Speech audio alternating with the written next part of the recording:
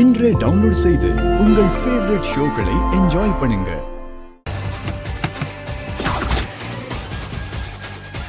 யோ நமச்சிவாயா, வெளிய வாயா.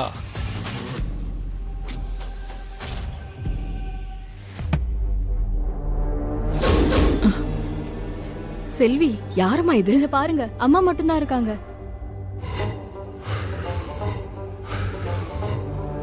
யாருமா இது? உன் புருஷனுக்கு கடன் கொடுத்தவன். எங்க அந்த ஆளு?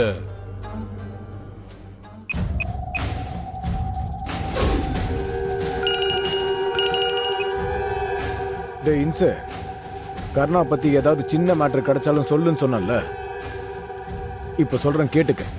அவன் ஹவுசிங் போர்டு ஏரியாவில் ஆம்பல் இல்லாத வீட்டுக்குள்ள அடாவடியா பூந்து பொம்பளைங்களை மிரட்டி வட்டி பணம் வசூல் பண்ணிக்கிட்டு இருக்கான். இப்ப போன கொத்தா தூக்கிடலாம். சார், நான் பாத்துக்கிறேன் சார். சரி.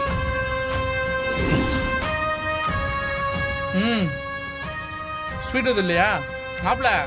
Mixture super.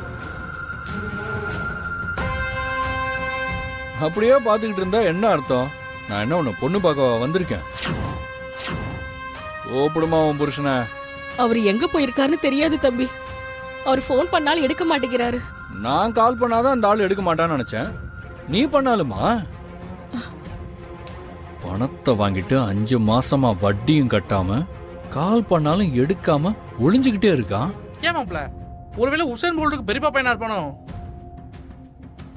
என்னடா இந்த நட்டு போல்ட் விற்கிறவன் உசேன் போல்ட்டை பத்தி பேசுறேன்னு பாக்குறியா? டிவில நியூஸ்லாம் பாப்பேன் மாப்பிள. உசேன் போல்ட் யார் தெரியுமா? ஏய், உங்க அப்பனுக்கு ஃபோன் பண்ணி வர சொல்லு. உன் படிப்புக்கு வேணும்னு சொல்லிட்டு தான் அந்த ஆள் வாங்கிட்டு போனான். இல்ல தம்பி, படிப்புக்காக வாங்கல, அவளுக்கு வண்டி வேணுங்கிறதுக்காக வாங்கணும். வண்டிக்காகவா? ஆமா தம்பி, இவளுக்கு வண்டி வாங்கதான் உங்ககிட்ட அந்த பணத்தை வாங்கினாரு. பாருடா, இது வேறயா?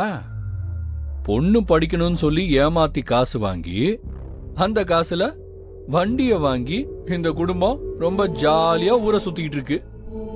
வாங்கின அசலும் வரல, வட்டியும் வரல. ஐயோ, வட்டி கிடக்கு மாப்பிள. வட்டி இப்ப வண்டி தான் மாப்பிள முக்கியம். வண்டி மாப்பிள, வண்டி.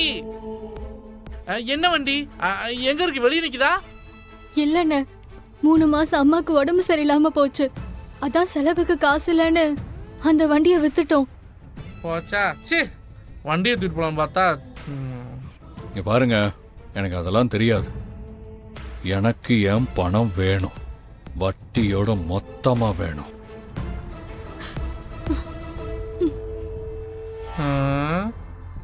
இதுக்கு முடிக்கிறத பார்த்தா பணம் வந்து சேராது போல இருக்கு.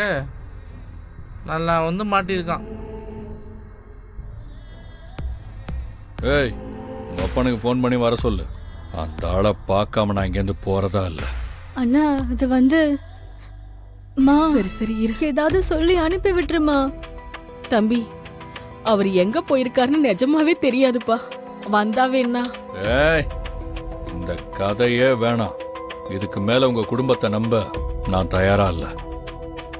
ஒண்ணு பணத்தை கொடு, இல்ல உன் புருஷனை இங்க வர சொல்லு. இப்போதைக்கு முதல்ல இவனை இங்க இருந்து எப்படியாவது அனுப்பணும். என்ன பண்ணலாம்?